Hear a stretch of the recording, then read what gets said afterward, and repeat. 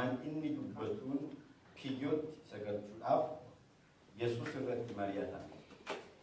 Ergasii duukaa bu'uun isaanii akkasumas warri garee Heroodiyoos keessaa gar tokko gara Yesuusitti ergan gara Yesuusitti ergan. Yaa barsiisaa akka ati dhugaa qabeessa taate karaa Waaqayyoos dhugumaan akka barsiiftu beekna. Ati nama wal caasuun sodaattu, nama wal caasuun si bira hin jiru. Ammas maal sitti fakkaata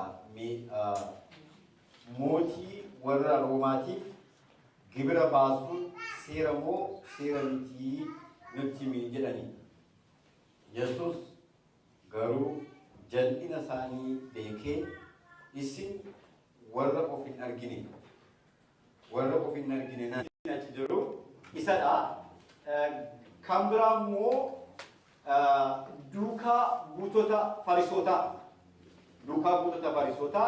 kan biraa immoo garee Heroodosiifaati. So taa'anii maal godhanii jaroonni kunii duraan dursanii walgahii godhatanii mari'atanii waan inni dubbatuuni kiyyootti Yesuus Kiristoosin galchuuf jecha erga sagantaa isaanii xumuratanii booddee duukaa buutota isaanii akkasumas immoo garee Heroodosii itti dabalatanii karaa lachuu jechaadha. Jewish sectoronni keessa jiru mootii Roomaas gareen sunis jiru jechaadha. Akkasittiin gara gooftaa keenya Yesuus Kiristoosii dhufan. Xinnoo ishee waa'ee Farisootaa kanaa xinnooma ishee tuqeen darba maaliif inni meesejii keenya kompiliitii godha eenyu isaan isa jedhu sana.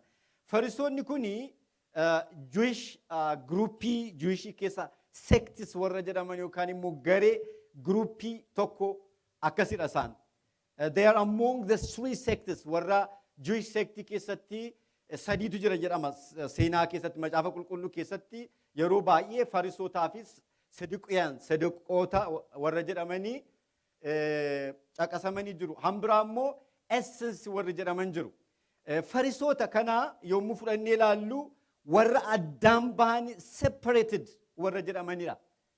Isaan kuni akkaataa isaan itti dhalatanii Greek culture namoonni Juushiini fudhachuufini tendency guddaa qabu turani. So isa kana protest against ta'uuf dhaabuuf jecha akka isaan culture isaanii the pagan religious custom isaanii akka isaaniin fudhanne akka isaanii jechuun wanni isaanii eeguuf national integrity isaanii eeguuf jecha namoonni kuni sektiin kuni developed ta'e yookaan immoo jalqabe jechaadha. Baay'ee balaaleffatu, baay'ee eeggatu culture isaanii, dignity isaanii namoota eeggatanidha. Farisoonni kun. Kaayyoon isaanii basically their national integrity yookaan immoo Mosaic law eegganna jedhanii namoota murteeffatanii ka'anidha. Minorityidha.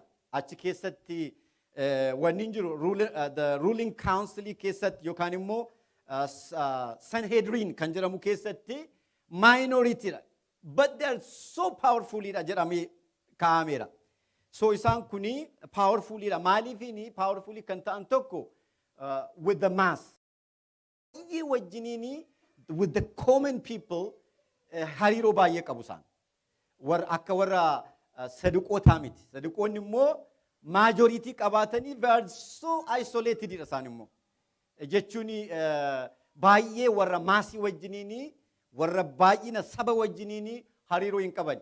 Kanaaf yeroo hundumaa warri Farisoota murtoo isaan murteessanii maal godhu warri Saduqootaa isaan duukaa bu'u. Maaliif sababii kanaaf ta'eefini murtoo sana jedhu. Karaa biraa immoo Saduqiyaan immoo warri kaan immoo maal godhu nagaa eeguuf jecha biyya sanaaf nagaa eeguuf jecha warri Roomaan the Roman king waan isaan murtoo murteessanii hin fudhatu warri Saduqaan immoo.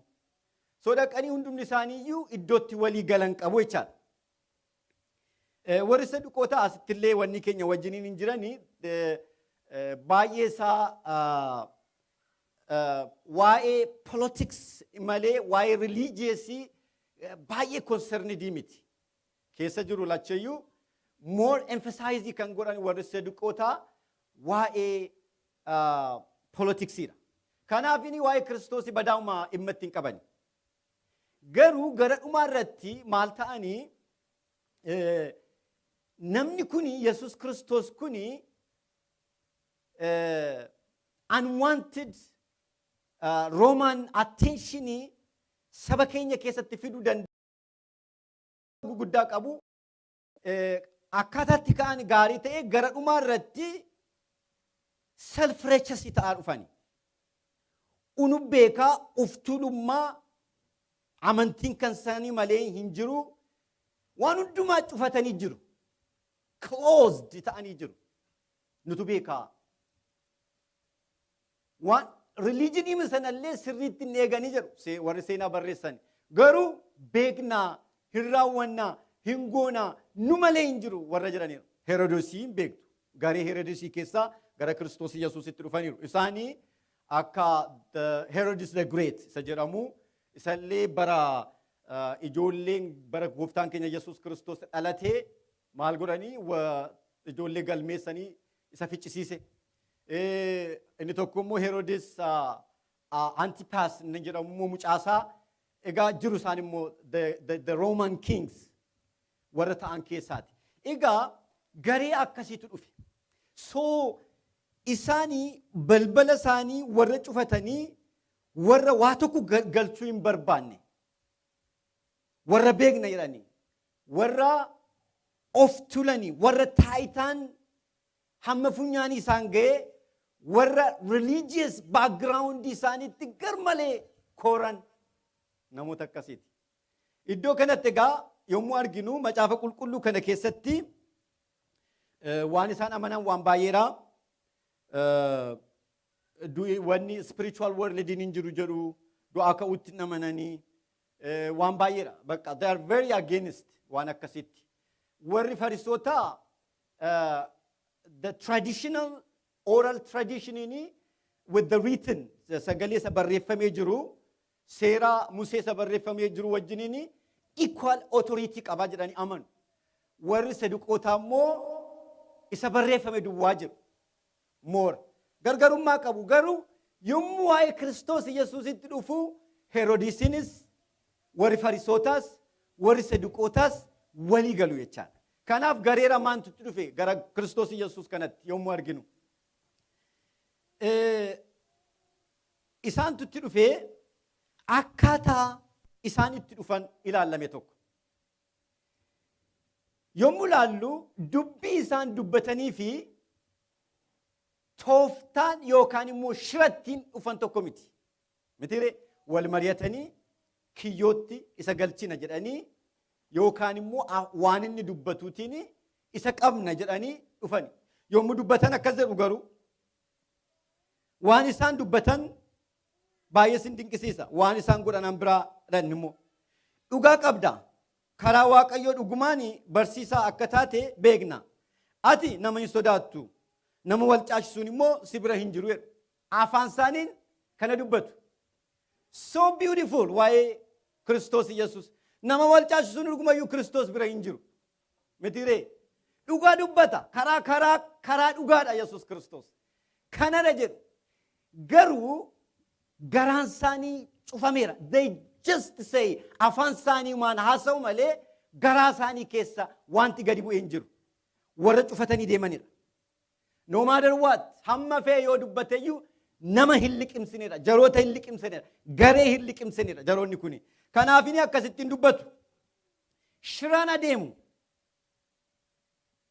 Akkaataa isaan itti adeemaniif akkaataa Maatiyos akkas jedha. Warra inni dubbatuun kiyyootti isa galchuuf dhufan akka ta'an dubbata. Maatiyosiif Luqaasis dubbii afaansaa keessaa ba'uun gaaffii gaafatame kanaafini waan inni dubbate waan inni jedhe fuudhanii dhaqaniitu yoo gooftaan keenya Yesuus Kiristoos eeyyee mootii Roomaaf gibira kaffalaa jedhee karaa warra Juush immoo waan itti ka'u jira. kiyyoo keessa sagalchuuf yoo inni immoo hin kaffalinaa jedhe immoo mootii Roomaa irratti ka'uudha waan isaa. So tooftaa akkasiin deemanii gidduutti galfatanii itti taphachuuf isa qabsiisuuf malee waa tokko Kiristoos Yesuus irraa baasanii fudhatanii liqimsanii ittiin jiraachuuf miti. The closed society. Namoota cufamanii adeeman. Namoota saanqaa isaanii cufatanii deemanidha. Namoota akkasiidha. Gooftaan keenya Yesuus Kiristoos warra kanaan akkas jedha. Jallina isaanii beekeera. Hallelujah. Gadi faginaan laphee namaa inni beeku kun immoo jallina isaanii beekeera. Tooftaa isaanii beeka. Kiyyoo isaan qopheessanii dhufan beeka. Waan isaan gara warri Fariisotaa keessa miitingii isaanii irra ta'anii walgahii isaanii irratti murtoo murteessan beeka. Garaa humti isaanii cufaa akka inni ta'e beeka. Warra kanarraati of eeggadhaa yeroo baay'ee konfrontii isaan godha ture. Mitiree kasira warra akkasii kanarraati of eeggadhaa. This hypocrites kanarraati of eeggadhaa. Warra kanarraati waan jedhu. Asitti jallina isaanii beekee garaa isaanii ilaalee laphee isaanii already otoo isaan achin gayini inni beeke kun garuu akkas jedhe. Waaqayyo jedha macaafni qulqulluu. Ani akka namaa miti. Ani akka namaa miti. Namni ilaalu ani. Namni fuula laala. Ani Waaqayyo garuu garaan ilaalaa. Galanni Waaqayyoof haa ta'u. Baga Waaqayyo garaa keessan ilaale.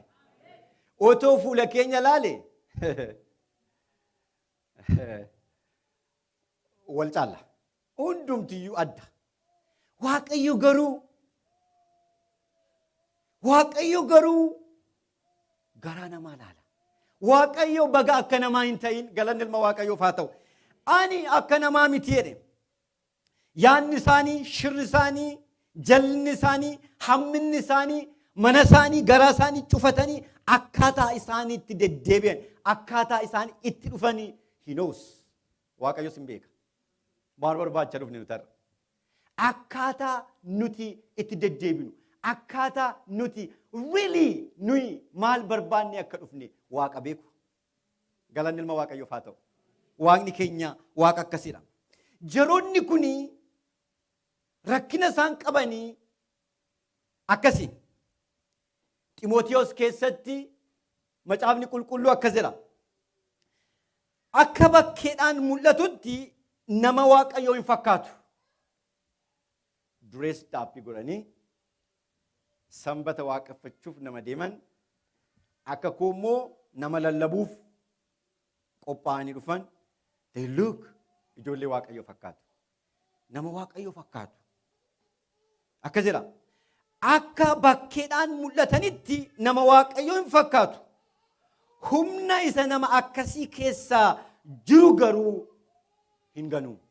Waaqayyo kana keessaa nu haa oolchu. Argitanii? Nama Waaqayyoo fakkaatanii humna immoo nama Waaqayyoo keessatti hojjetu.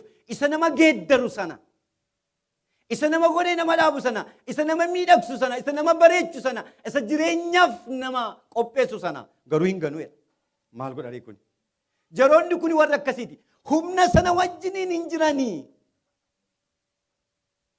Inviting godhanii humna sana hin barbaadani. Closed society. Cufatanii deemu. Ofirraa ittisanii deemu.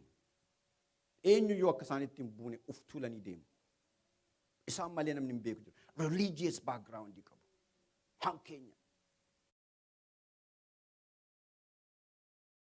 Baay'aasoo. Garuu humna sana hin ganu jedha. Waaqayyo nu haa oolchu. Waaqayyo nu haa oolchu. Baraartiif nu haa godhu. Humna sana gananii deemuu. Balbala isaanii cufatanii. Balballi kan keessan banaadhaa? Banaadhaa? Are you going to invite today? Humna sana invite gootu. Jireenya keessan keessatti isa nama godheessin dhaabuu danda'u, isa jireenyaaf isinii ta'u, isa deddeebi'uu keessanitti meaningful isin godhu. Jaroonni kun akkasitti miti. gara gooftaa Yesuus Kiristoositti yommuu dhufanii shiraan xaxamanii balbala isaanii cufatanii babbareedanii we are religious people kan akka keenyaan jiru kan akka Juushiin jiru namoota jedhanii deddeeman kan akka Oromoon jiru nuyi immoo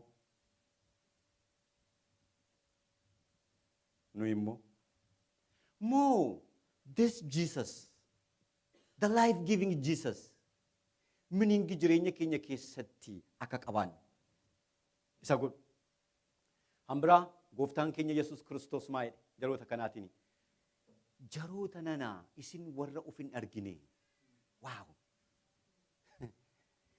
fakkaatanii deemtu malee isinitti fakkaata malee but you don't see yourself waan waaqayyo nu godhe keessaa yommuu gooftaa keenya Yesuus Kiristoositiin keessumsiifne kottu gali nageeddari jennee harka keenya ol kaafne garaa keenya ol kaafne ilma waaqayyo kanaan fudhanne kan inni godhe tokko jiraate akka nuti uf arginu nu godhe galanni ilma waaqayyoof haa ta'u eeyyee namni ilma waaqayyo kana humna sana nama geeddaru kana humna waaqayyo kana hin galchine uf keessaa hin fudhanne jireenya kana uf hin argu.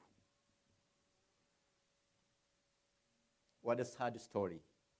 Mitire uf hin argu. Yeroo hundumaa isa dhaguutuun yeroo hundumaa isa beekan yeroo hundumaa isa barataan yeroo hundumaa isa religiinii qabu yeroo hundumaa isa bakka eeyyee jennaani isin koo uf hin agartanii this is why shira kanaan kan deddeebitanii this is why cuftanii kan deemtanii wanta haaraa ta'e waaqayyo akka jiraam inni ganama ganamaan wanta haaraa hojjeta galanni ilma waaqayyoof haa ta'u nagayeen jedhiinaa sinumtiyyuu siniyyuu nagayee quufne finne amantii finne bakka hundumtu raawwateera jedhina waaqayyo jireenya keenyatti keessatti wanta haaraa hojjeta galanni waaqayyoof haa ta'u he can hin hojjeta hin dhumne safaree ken wanta nuti hin agarre wanta nuti hin beekne wanta baay'ee wanta dinqii nan si agarsiisa jedha miti macaafni qulqulluu akkasii nu illee warri gooftaa Yesuus Kiristoos hin beeknullee wanta haaraa ganama nu agarsiisa waaqayyo galanni waaqayyoof haa ta'u jaroota kanaatiin isin warra of hin argine nana maaliif na qortu jedha warri of hin agarre waaqayyoon qoru warri of hin agarre waaqayyoon qoru waaqayyoon hin arrabsu waaqayyootti hin ka'u waaqayyoon hamatu naan of hin agartanii that's why you guys are far away waan gochaa jirtan hin beektanii tosin hin beekin garaa mana keessa teessanii warri farisootaa yommuu isin miitingii godhatanii garaa sibsabaa walgayii keessa sana wal waamtanii it's all clear for me isin garuu hin agartanii tooftaa isin itti dhuftan nan beeka deebiin deebisuus nan beeka I know I'm self efficient jedha ani gahaadha jedha galanni ilma waaqayyoof haa ta'u akkas jedha heeyyee waan isin yaaddan as teessanillee amma yeroo kanatti maaliif akka dhuftan akkamittiin akka dhuftan passively yookaan immoo waa arganna waaqayyo har'a iddoo sanatti waan barsiisu qaba waan irraa ciru qaba jettanii humna waaqayyoo sana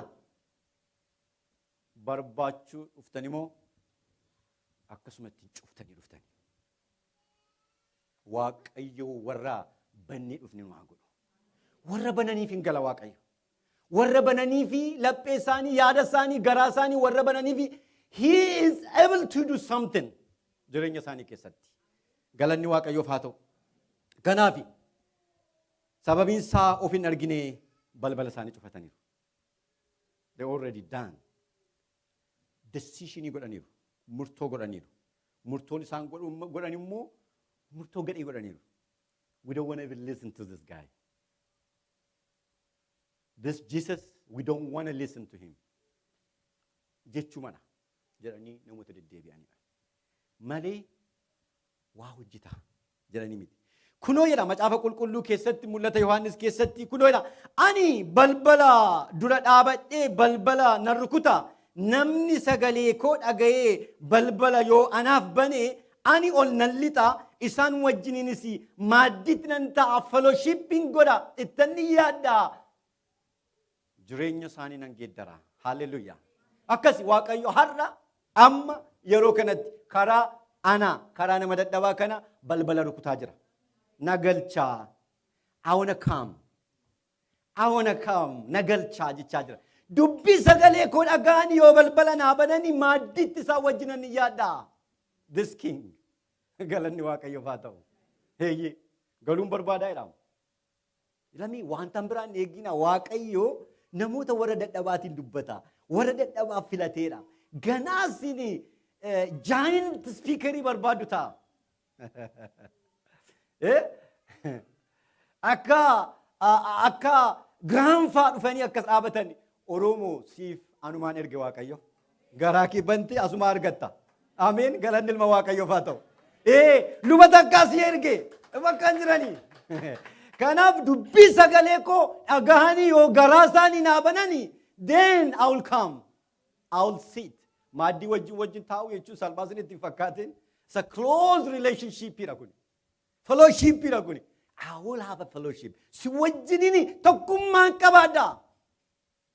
This is my goal. Jechaa jira. Kanaafin balbala rukutaa. Warri suni balbala isaanii cufataniiru. Nuyi garuu balballi keenya kan baname haa ta'u. Hallelujah. Galanni ilma Waaqayyoof haa ta'u. Kanaafi waa'ee gooftaa keenya Yesuus Kiristoos inni jireenya macaafa qulqulluu keessatti akka inni jiru beektu. Yommuu dubbatu macaafni qulqulluu wangeela Yohaannis 1:4 jireenyi isa keessa ture. Jireenyichis argitanii jireenya nuu kenne yommuu jennu maal jechaadha karaa tokko. Jireenya nuu kenne yommuu jennu jireenyi Yesuus kana keessa tureera. Jireenyichi immoo ifa namaatiira.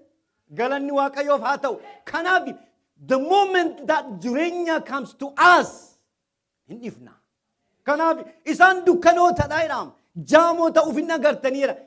Ifni sun jireenyi sun unu keessa yommuu galu Waaqayyoo akka nuti arginu godha. Galanni Waaqayyoof haa ta'u. Waaqayyoon argina. Waaqayyoon namni arge immoo maal ta'a? Akka Isaayyaas fa'a. Waayee lakka asan jiraayi. Idaa akkasii ulfina Waaqayyoo yommuu argan. Yommuu waa tokko isaanii dhufu. Phaawulos inni nama ari'achaa ture sun ani nama cubbamaa homaa tokko yoo gochuu nama hin dandeenye. Nama humna qabeessa. Warra kaanii reliijinii isaatti nama farisoota warra sanaa warra juushii sana keessaa tokko. Leela reliijinii isaatti in fakkaata iddoo tokkotti immoo Qorontos keessatti natti fakkaata. Waa'ee isaa yoon barbaade akka namaa dubbachuu yoon barbaade ani moo'edha.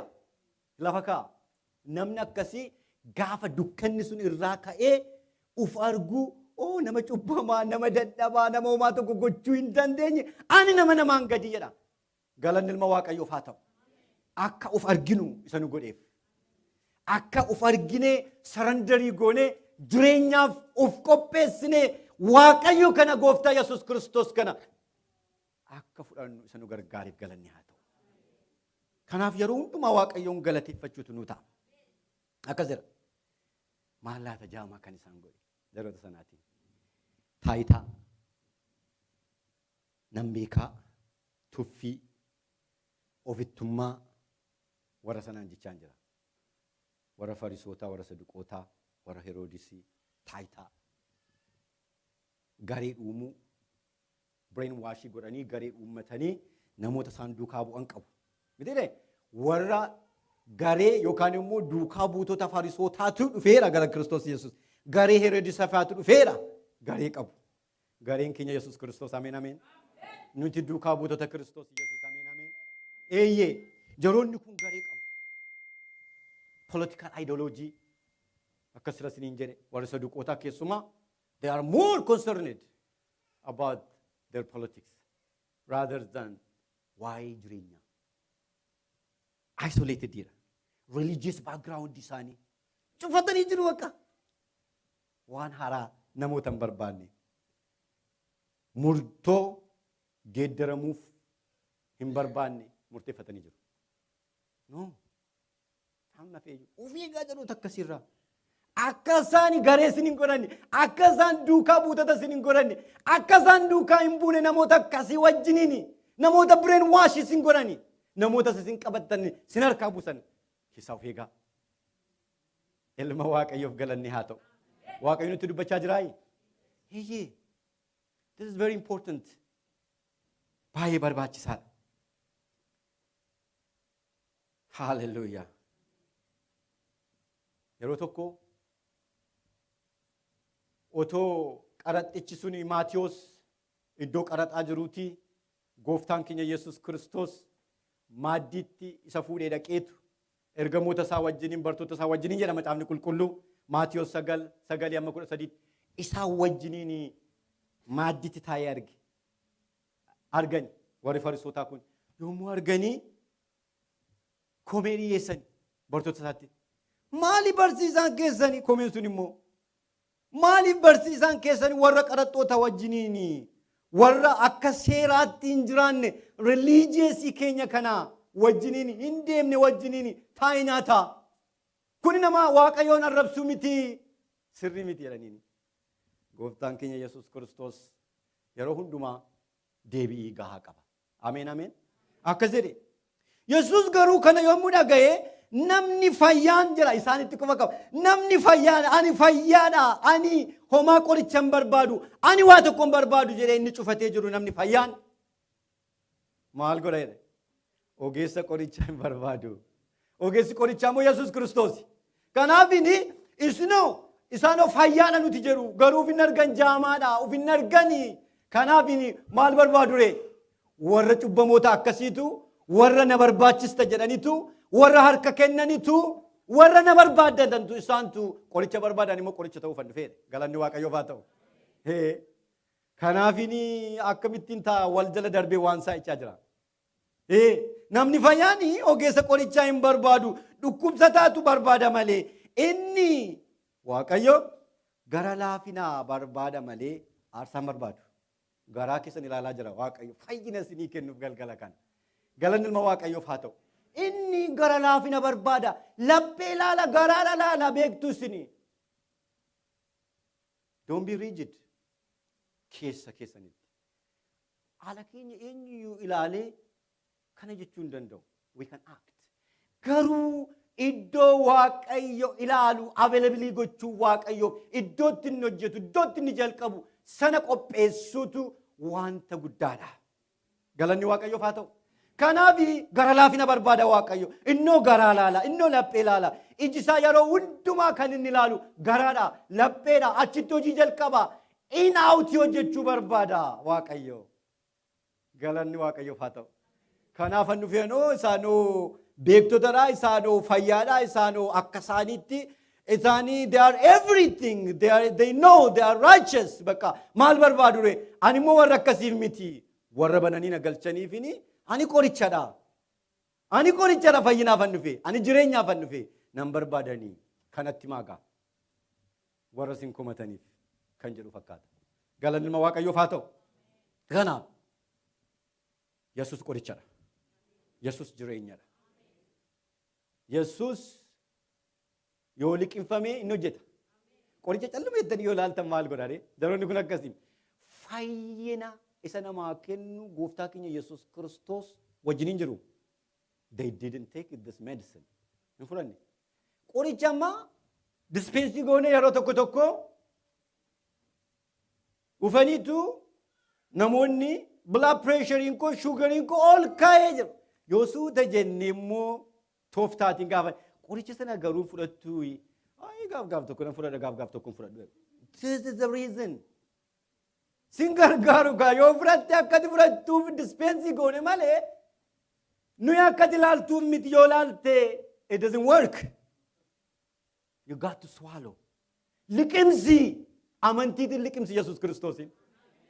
Kanaaf isaan hin gargaarre amantiidhaan sababii silaalta waa'ee wal sababii fudhanne sababii hin gashineefini dheedhiima isaanii deema. Dheedhii yommuu qodottoman iyyuu ilkaan nama dhukkubsa dheedhii itti dubbatti dhagaan akkas hin gashine kaa. Akkamittiin deddeebi'aa jirra mana keenya keessatti waldaa keenya keessatti Yesuus Kiristoos kana akkamittiin keessumsiisaa jira. Haaw barbaachisaadha. Jireenyaan barbaachisaadha. Jireenyuma isa biyya lafaa kanaaf illee Yesuus Kiristoos hin barbaachisa. Let me tell you. Isa dhugaadha. Anaan na gargaareera Waaqayyo. Bahee yommuu manatti humna argadhee hojjedhee deebi'u I'm amazed. Humna naa taateen jedhani. Yeah, I give the glory to him. Nobody else. Ani qallaadha otoo na argitanii dhaabadhee yoo achi sa'aatii meeqa hojjechuu hin danda'u. Yoo Waaqayyo nama gargaare malee. Yaa of tuulummaan gadiidha beektu. Kana godhe. Deebii Yesuus gaaffii isaaniif deebise immoo it's an amazing. It's an amazing. Jennaan itti dhufanii mee birriis keessan fidaa jedhani. Isa gibira kaffaltan kana fidaa jedha. Jennaan fidanii yommuu itti agarsiisan eenyutu irra jira? Mootii fakkaattii eenyutu irra jira? Kan Roomaatu irra jira. Mooticha. Akkasii namatti isa irra jiraati. Eenyutu irra jira fakkaattiin isaa? Caaffata eenyutu irra jira jennaan kan mootichaati jedhe. Egaa mee isin of hin agartanii. Yeroo baay'ee fakkeenyaan barsiisa. Akka isaanii galuuf iddoo kanatti mistira guddaa tokko dubbate. Gooftaan keenya Yesuus itti agarsiisnaanii kanaaf egaa jedhe. Let me tell you something jedhe. You try to distract na gochuu barbaaddu garuu sinitti himaa isa mootichi fudhachuun isaaf ta'u mootichaaf kenna. Isa immoo Waaqayyo fudhachuuf ta'u immoo Waaqayyoof kenna. Mata dureen kuusa kana mitiire. Waaqayyo fudhachuuf kan isaadhaaf ta'u legally gaafatu isaan seera moo seera miti. Legally kan birrii sana oomishee kan birrii sana hojjetee kan irratti immoo fakkaatti isaa laxxafee jiru eenyuuni mootichadha. Kanaaf achirra jira mitiire. Jennaani so go do whatever you want asa durra jira. Otoo iddooma seeraa dhaqee namtichi kuni mo'achuu danda'a mootiin sun. Kunoo fakkaattii godurra jira. Otuma ta'e. Jennaan isaaf kennaa jedhe. Garuu waa tokko jedhe. Leevilii isin ittiin ilaaltan inni ilaala miti ani. I came for something so deep. Kan Waaqayyo fudhachuun irra jiru immoo kennaa jedhe. Eessatti fuudhee deemaa yoo jettanii gara Genesis yookaan immoo macaafa uumaa seera uumamaa boqonnaa tokko lakkoofsa 25 jaatti fuudhee dhaqeetu yommuu isaan maragan argina. Achirratti maalidha? Kottaa jira macaafni qulqulluu maalidha? Nama akka fakkaattii keenyaaf akka bifa keenyaatti dhumna. Kanaaf Waaqayyo immoo isiniin kileemii godhachaa jira. Galanni ilma Waaqayyoof haa ta'u. Ameen ameen. Elamee isinii kiyyoo keessa nagalchuuf turtanii. I came for this. Kanaafan dhufeen immoo. Kana maalidha? Warra Waaqayyoof isa Waaqayyoo fudhachuun irra jiru immoo Waaqayyoof kennaa. Maal jechuu isaati? Maal jechuu isaati? Waaqayyo isaa eebbisu. Haa ta'u iyyuu malee gooftaan keenya Yesuus Kiristoos bulchiinsa biyya lafaa fi seera eegdanii jiraachuun dirqamadha, hin barbaachisa. Macaafni qulqulluus akka inni jedhu nuyi kiristaanonni seeraaf hin bulla. Nuyi seera biyya lafaa kanaaf hin bulla. Gibira keenya hin kaffala. You got to do it. Violate gochaa jira miti. Hin godhu. Gooftaan keenya Yesuus Kiristoos. Hin godhu. Garummoo in the meantime horii hin barbaachisu. Horii isa mooticha sanatu uumees miti. Karaa lamaanuu. Akkasis miti. Macaafa qulqulluu raajii Haagee keessa yoo dhaqxanii ilaaltanii meetichi kan kooti, warqichi kan kooti, kana ana Waaqayyo gooftaatu dubbateera. Haa Waaqayyootu hundumtiyyuu. Galanni ilma Waaqayyoof haa ta'u. Hundumtiyyuu kan kooti, horiinis hin barbaachisa mana Waaqayyooti. Atiyyuu kan kooti jechaa jira. You belong to me. Atiyyuu kan kooti. Kan Waaqayyoo fudhachuun irra jiru Waaqayyoof kennaa. Isa sana garuu godhaa. Jira. Sagantaan Waaqayyo ilmaan namaa waliin qabu hariiroonsaa akka isaan arganitti miti. Isa beyond level isaa ol kaase. Ergaa guddaa dabarsee Waaqayyo iddoo sanatti. Mee seeraan sirriidha jennaani egaa waa'ee fakkaattii haasoftu taanaani waa'ee isa oomishaa haasoftu taanaani, waa'ee seeraa gaafattu taanaani, seeraan iyyuu taanaani. I'm the winner. You belong to me. Ati iyyuu fakkaattii kootiin nan si uume. Ani iyyuu akka fakkaattii kootti siin uumeera. So I created you. Ani iyyuu si oomisheera. Ati iyyuu kan kooti. Galanni ilma Waaqayyoof haa ta'u. Achitti isaan ajjeese. Achitti dubbii guddaa dubbate. Kana booddee Waaqayyo kottaa akka bifa koo, akka bifa keenyaatti, akka fakkaattii keenyaatti uumna jedha. Lubbuu keen barbaadachaa jira. Lubbuu keessanii nan barbaada. I need you. Isiniin warra as dhuftan, warra garee qabattanii jirtan, warra barbaran adatti cuftanii dhuftanii, warra galchuun barbaanne, I claim akkas taanaan. Karaa seeraa moo taanaanii I claim you. Jechaa jira. Gooftichi Waaqayyo akka ta'e beekaa. Isatu nu uume, nu immoo kan saati, nu saba saati. Hoolota tikasaa jala jirrudha. He has a legal right. Tooma koortiitti nu geesse gooftaa Yesuus Kiristoos isaan geesse yeroo sana. Eenyuun nure mootichi Roomaa suni nama tokko oomishee baasuu hin danda'u. The only one claimii kan gochuu danda'u Waaqayyoodha. Galanni Waaqayyoof haa ta'u. Hin mo'ure achitti. Hin mo'a seeraan yoo ta'e jechaadha. Jaalalaa nufe garuun. Sidhuumii maaf narraa baqachaa jirtaa, maaf natti cuftee, anoo galuun barbaadaa, si wajjin nyaata nyaachuun barbaadaa, sitti yaachuun barbaadaa, jireenya sii ta'uun barbaadaa. Namalee akkuma Yohaannis wangeela Yohaannis boqonnaa 15 keessatti dubbate, namalee waa tokko gochuu hin dandeessu. Maal ta'a jaamaadha hoo hin agartoo. Ija sii ta'uun barbaada, akka tufa argituun barbaada. Jireenya sii ta'a. Jechaa jira gooftaan keenya Yesuus Kiristoos jaroota kanaan. Kanaaf inni I have a legal right. Faabrikaa keessa yoo galtee oomishuu kan hin danda'amne Waaqayyo keenya dinqii hojjetee so biyya lafaa yoo hankooteera. Galanni Waaqayyoof haa ta'u. Siin waayyuu mitiidha. Claimii goona taanaanii. If I want to claim, this universe belongs to me. Jechaa jira. Kan Waaqayyo fudhachuun irra jiru kan Waaqayyo kan ta'e kennaafi. Yommuu jedhu waan baay'eedha. Lafichi wanti laficha guutes hundinuu jedha. Macaafa faarfannaa boqonnaa 24 tokko amma 2 irratti akkas jedha. Lafichi wanti laficha guute hundinuu kan Waaqayyooti. Biyyi lafaa fi warri isa keessa jiraatanis isinis biyya lafaa warri isa keessa jiraatanis warri bishaan keessa jiraatan everything that universe sustain godhee kan jiru hundumtiyyuu keessa jiraatanis kan saati. Inni galaanarra hundee isaa kaa'eera. Bishaanirras jabeessee dhaabbateera. Galanni ilma Waaqayyoof haa ta'u. Kanaaf inni he owns everything. Hundumayyuu kan Waaqayyooti. Atis kan Waaqayyooti. So Waaqayyo ulfina barbaada. Waaqayyo si barbaada. Galanni ilma Waaqayyoof haa ta'u. Agarra. Bantiin Waaqaa ulfina Waaqayyoo hima jira. Yaadattu macaafa qulqulluu keessatti baay'inatti tola. Faarfannaa 19 tokko amma 4 akka jedha. Bantiin Waaqaa ulfina Waaqayyoo hima. Ulfina Waaqayyoo himaa jira. Wanti bantii Waaqaa jala mul'atus hojii harkasaa hin labsa. Akkas jedha. Guyyaanii guyyaa isaatti aanutti maal godheera? Kanuma labsa.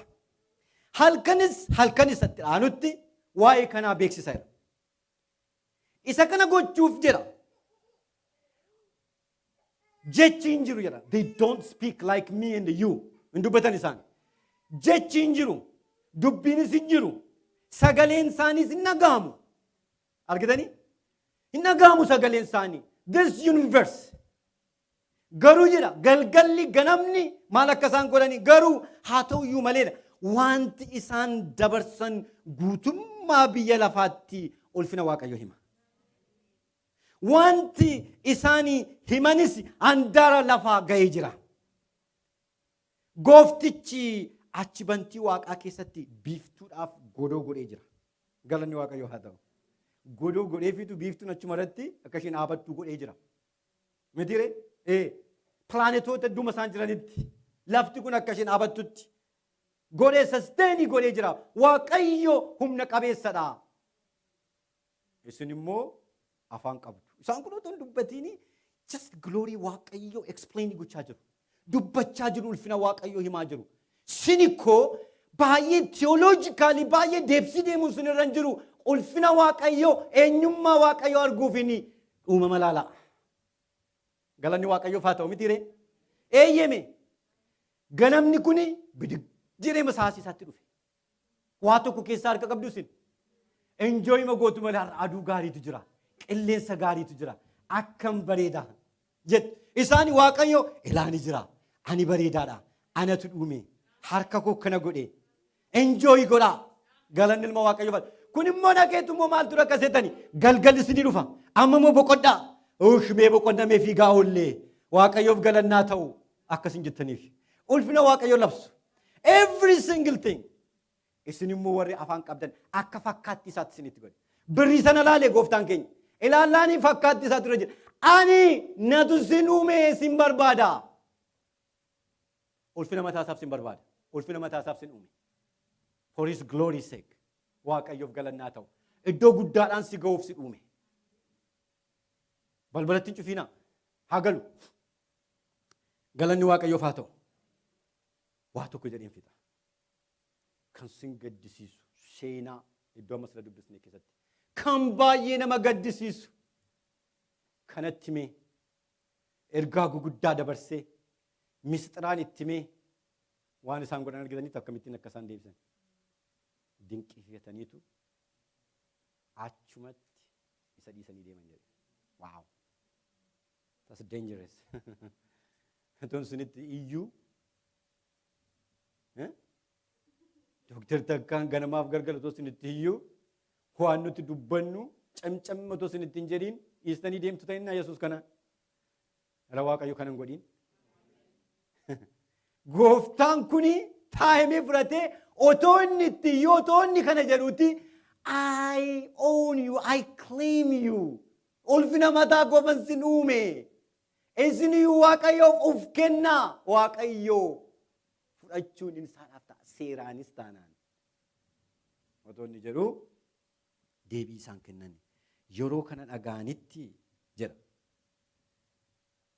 Yeroo kana dhaga'anitti dinqifatanii achumatti isa dhiisanii adeeman. Waaqayyo nu abaraaru. Namoota dinqifatanii manatti ol gashan nu haa godhu Waaqayyo. Achumatti isa dhiisanii deeman jedha. Macaafa qulqulluu keessatti beektuu mucicha isaa jaamaa ta'ee dhalate. Yohaannis boqonnaa 9 irratti 35 41 irratti gooftaan keenya Yesuus Kiristoos dhaqee ari'atamee sinagoogii isaanii keessaa bahee qobaatti yommuu isaan wanni godhanii ari'atamee yommuu argu ati ilma Waaqayyootti ilma namaatti amanuu barbaaddaa? Ilma Waaqayyootti amanuu barbaaddaa jennaan eessa jira jennaan kunooti wajjiniin jira innumti jennaan gombifamee achumatti sagadee fi hin seensise. Galanni ilma Waaqayyoof haa ta'u. Warri kun maal godhan seetan? Achumatti dinqifatanii jireenya dinqisiifataa jiraachuu keessaa Waaqayyo nu haa baasu. Jireenya dinqisiisatee murtoo murteeffatee jireenya isa ta'e Yesuus Kiristoos kanaaf amanuuf isa murtoo godhate Waaqayyo haa godhu. Dinqisiifataa ma jiraattu mooyyuu dinqisiifataniitti amanachaa jiraattu. Differensii guddaa qaba kun. Dinqisiifataniiuma lallaba dinqisiifatanii deddeebi'u. Konfiraansii dinqisiifatanii ma deddeebi'u. Jireenya calluma jedhee dinqisiifachaa deemu. Garuu daroonni kun jireenya hin taaneefi Waaqayyo kana keessaa nu haa baasu. We need this Jesus. Eeyyee jireenya isinii galala jireenya dinqisiifatanii achumatti isa dhiisanii si wajjiniin haa deemu sagaleen kun. Si wajjiniin haa galu sagaleen kun.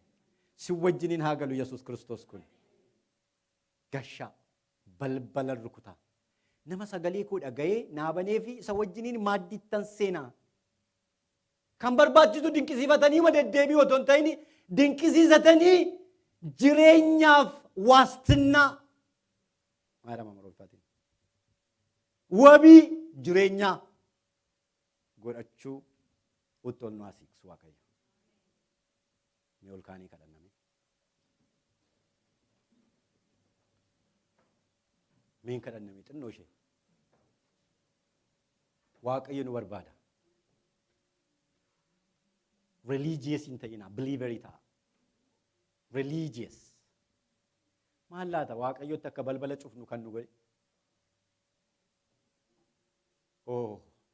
Har'a waaqayyo bakka itti dubbata.